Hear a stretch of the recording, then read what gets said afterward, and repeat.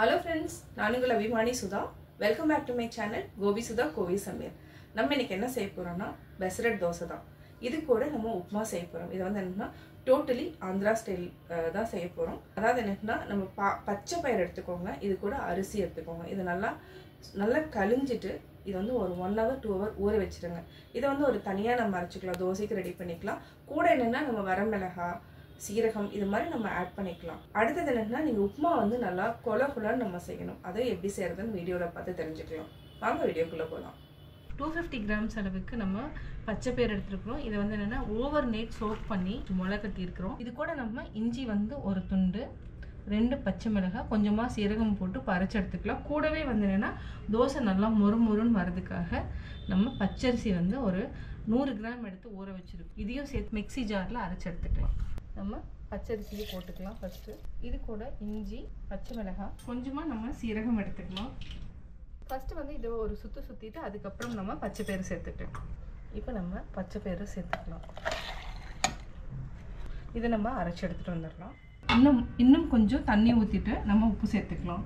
இப்போ நம்ம மிக்ஸ் பண்ணிக்கலாம். கொஞ்சம் கெட்டியாக இருக்குது. நம்ம இன்னும் மிக்சியில் கொஞ்சம் தண்ணி ஊற்றிட்டு இப்போ கலந்து பார்க்கலாம். கரெக்டாக இருக்கும். நார்மலாக பார்த்தீங்கன்னா நீங்கள் வந்து பச்சை பயிறு மட்டும் அரைச்சாலே போதும். பட் எதுக்கு அரிசி நம்ம சேர்த்துறோம்னா கொஞ்சம் கிறிஸ்பியாக வரும். அதுக்காக நம்ம அரிசி சேர்த்துருக்குறோம். 250 கிராம்ஸ்க்கு நம்ம ஒரு 100 கிராம்ஸ் அளவுக்கு அரிசி எடுத்துருக்கோம். வந்து மாவு ரெடி பண்ணிட்டோம். இப்போ நம்ம உப்புமா செஞ்சுக்கலாம். பெசரட்க்கு நம்ம ஃபஸ்ட்டு வந்து என்னென்னா பச்சை பயிறு போட்டு அரைச்சி வச்சுட்டோம். இப்போ நெய் வச்சுக்கலாம். கடாயை வச்சுட்டோம். எண்ணெய் காஞ்சிருச்சு.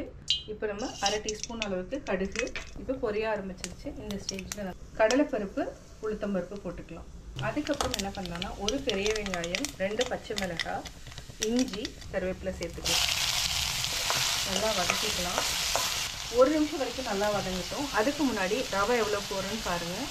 நம்ம ரவை வந்து 1 டம்ளர் எடுத்துருக்குறோம். அதாவது ஒரு 3/4 டம்ளர் எடுத்துருக்குறோம். எந்த டம்ளரில் நம்ம எடுக்கிறோமோ அதே டம்ளரில் 3 கப் அளவுக்கு நம்ம தண்ணி எடுத்துக்கணும். இப்போ நம்ம 3 டம்ளர் அளவுக்கு தண்ணி விட்டுக்கலாம். இதுக்கு வந்து என்னென்னா ஒரு 1/4 டம்ளர் அளவுக்கு நம்ம ஜாஸ்தி இருக்கும். ஏன்னா உப்புமா வந்து கொஞ்சம் கொலன்னு இருந்தால் தான் நல்லாயிருக்கும். இப்போ நம்ம ஹை ஃப்ளேம் வச்சுட்டு இதுக்கு தேவையான அளவுக்கு நம்ம உப்பு சேர்த்து நல்லா கொதிக்க விட்டுணும். நல்லா மிக்ஸ் பண்ணி விடுங்க அப்படின்னு ராஜேஷ் சொல்கிறாரு. தண்ணி கொதிக்கிற வரைக்கும் நம்ம மூடி வச்சுக்கலாம். நல்லா கொதிக்க ஆரம்பிச்சிருக்கு. இப்போ நம்ம ரவையை போட்டு கிண்டலாம். கைவிடாமல் நல்லா கிளறுங்க. இப்போ நம்ம சிம்மில் வச்சுட்டு மூடி வச்சிடலாம். உப்புமா வந்து ரெடி ஆகிடும். இப்போ நம்ம எடுத்து பார்க்கலாம். உப்புமா ரெடி ஆகிடுச்சு. இப்போ நம்ம ஆஃப் பண்ணிக்கலாம். இந்த மாதிரி கொஞ்சம் கொலன்னு இருந்தால் தான் நல்லாயிருக்கும். நம்ம கொஞ்சம் நெய் விட்டுக்கலாம்.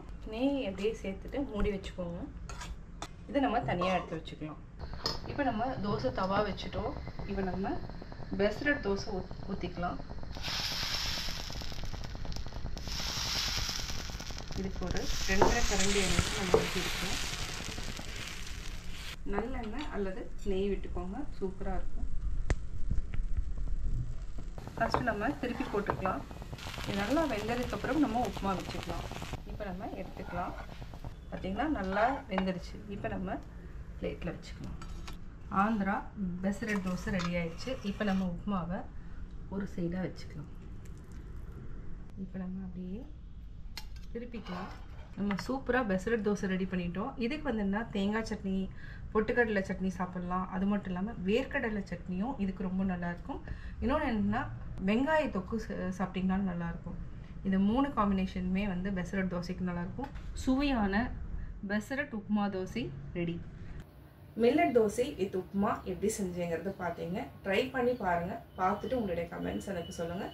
லைக் பண்ணுங்கள், ஷேர் பண்ணுங்கள். மறக்காமல் கோபி சுதா கோவி சமையல் சேனலை சப்ஸ்கிரைப் பண்ணுங்கள். தேங்க்யூ.